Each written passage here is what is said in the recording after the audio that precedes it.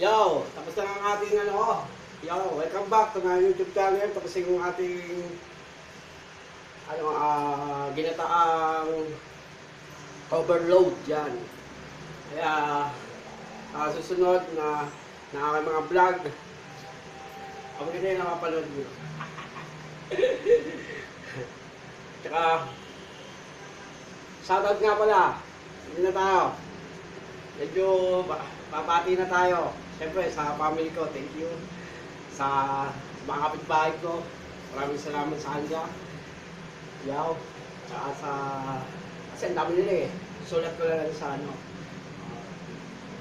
Yung mga satat ko, para nababasa nila. Saka sa mga anak ko, sa mga apo ko, thank you. Yan. Sa kasawa ko. Yon. Siyempre. Sa kumain. Tsaka pala sa mga taga Antipolo, yan. Sa may Langaya, San Juan. Yan. Hindi pa. Sige. Tapos yung papa. Doon sa kay Eric, yung gumawa ng bubong ko, yan. Shoutout sa kanya, yun. Sa baba. Wala na.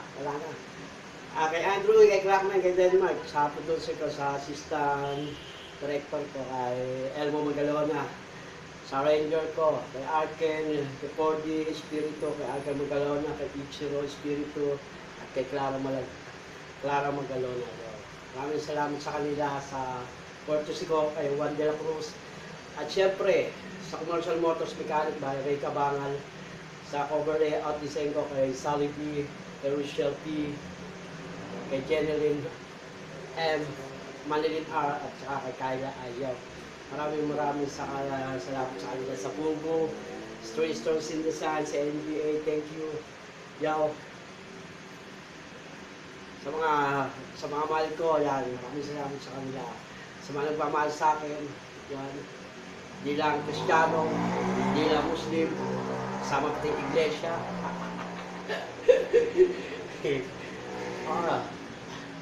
Sa kumain kasi ganyan. Ito ang ating yan. Mo ba yan? Magbumuli ko. Joke lang Hindi. Dito kasi kaya lang kami ng kain dito. Ako lang mag-isa. Tapos ko mag-vlog yan. Tapos ko magluto. Kainin ko lang ng kainin. Pinablog ko na. Yan. 2020.